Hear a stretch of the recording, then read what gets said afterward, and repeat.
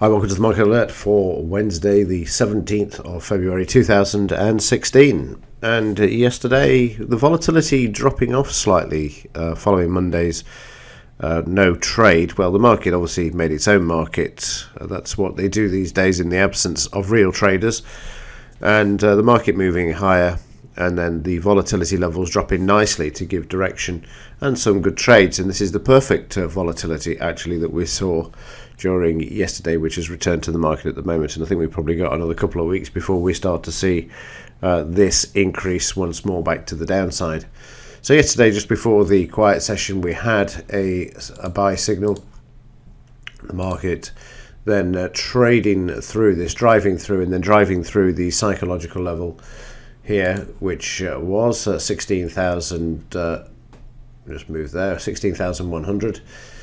And again, when you see the market driving through the scalp and a psychological line with a big bar like this, then you can just trail the stop underneath until the market takes it out naturally. That's how you determine whether the market's going to actually allow you to trail the stop or to take out the profits at the scalp level. So if the market just trades to the scalp level and then struggles, if I just remove this one for a second, I'll just show you what I mean. So there you can see the market just trading through and then banging its head against the 16,150. So when you get this situation where it doesn't drive through initially, you've got two choices here. You can either take all of the money off the table, or you can move the stop to break even to reduce the risk, in this case a 50-point risk, and then the market then drove through and then continued on as well. So you can do that as well, or take half the money off the table, leave half, move the stop to break even as well. So you give the market the chance to breathe. It also leaves the opportunity of having either the full position to see if the market will go through and give up the profits with the stop at break even, or take half off and then let the market go through, or see if it will go through with the half remaining. So you've still got some sort of bait in the market, still fishing just in case the market moves high there. So on this one coming back, if we just draw this one back up again, you can see there the market driving through and then trading up to here, giving over 50 points profit on this particular trade. And that's enough for the day. And for those of you that have been with me for a long time, you know that I'm not here on a Tuesday evening anyway, and there was nothing for Tuesday evening, and the market's been sideways and sideways moved higher. And then when China opened, you can see the market having pulled back there a bit during this time, but fairly quiet on the overnight. I don't think you're getting too much of a move in the pre-market at the moment because the volatility has dropped, which we'll see in just a moment. So in the bigger picture then, we've got the market trying to come back here. We've got these highs over here on the left. Let's just mark up a few places here. I'm going to put in what's known as a fib retracement level here, and what I'm doing is measuring how far the market is bouncing back from this high down to this low. In percentage terms is effectively what it is, and the 62 and 76 are the most crucial areas. You can see the market trading here at the moment.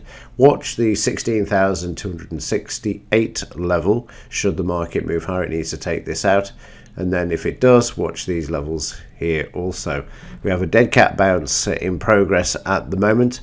But once these August lows are taken out, and there's only the Dow and Nasdaq that hasn't actually taken out the August lows. They're doing their damnedest with the plunge protection team to keep these two markets above the August lows, because these are the two that are mainly reported on the mainstream business propaganda machine. So watch these levels, because once taken out, then we really do roll to the downside with regards to these markets. So again, watch out for 15,254 when the markets reverse and move back to the downside. Like I say, this is the two that the central banks are trying to keep to the upside, because obviously Apple and a lot of other people are invested in the Nasdaq, all the tech stuff. You know, it's 2000 all over again, the dot-com bubble. And the Dow, it's the one that's reported. It's the one that most people know in America, where the Dow has finished, and that's the one that most people trade as well, because they have the stocks in there that they're all familiar with. So if they can keep this one above the August lows. It doesn't matter about the S&P, the Russell, or any other market, but the Dow in particular above the August low, then everything's fine. If the August low is taken out, we sink. That's it, end of. So let's wait and see what happens. But at the moment, we've got the old dead cat bounce in progress here.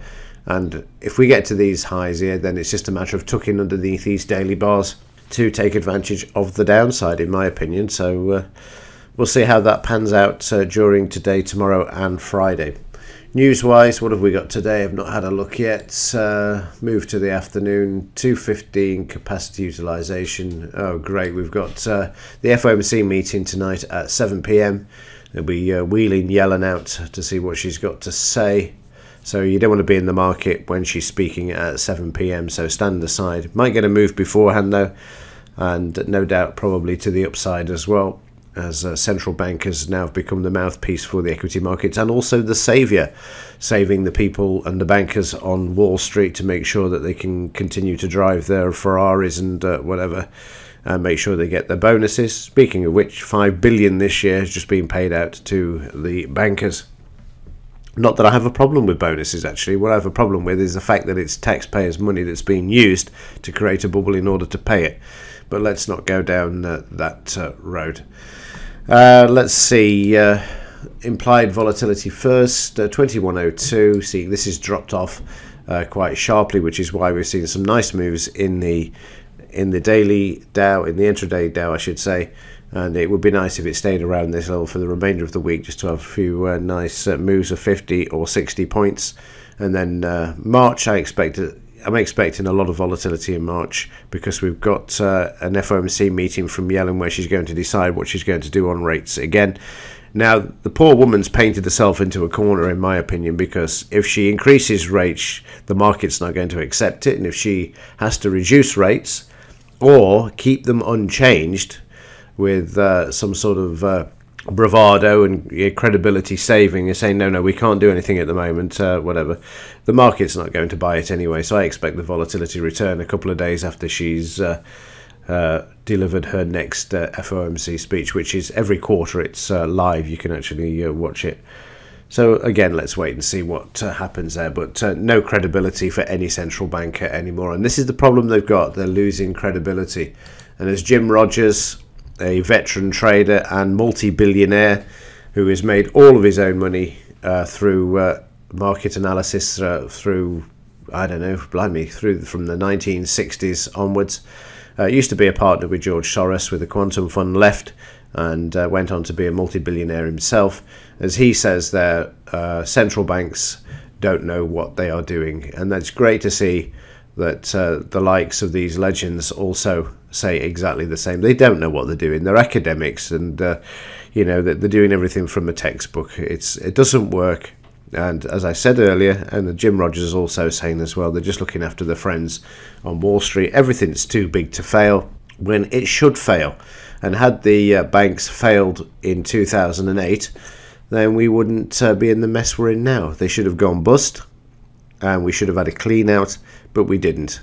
And now we're facing the prospect of handing down debt to generations to come because of their academic exercise of trying to play with the markets, get involved in the markets to try and save their friends on Wall Street, as Gerald Celente would say. Finally, over in the Far East, the markets have been rallying for the last 2 days. They've been pumping billions into this market. Last month, the People's Bank of China printed just under $500 billion of the equivalent of US dollars, 3 trillion yuan, to keep the markets alive. Social funding and a few other things as well added to the shopping list. But wow, there's a massive problem coming in China. They've adopted the West's central banking philosophy. Just print, it doesn't matter.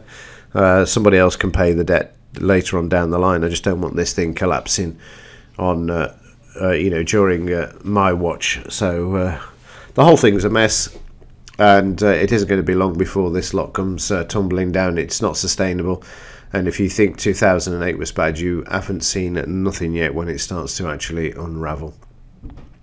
Right, on that cheery note, I will see you in tomorrow's market alert, but that is the reality of things. And again, just going back to today's trading, just as just to warn you, stay out of the market at 7 p.m. this evening when Yellen's speaking. Fingers crossed we'll get a half decent rally in the first part of the session. Right, that's it from me. See you in tomorrow's edition of the Market Alert. As ever, thank you for your support. Also for watching. See you in the next one.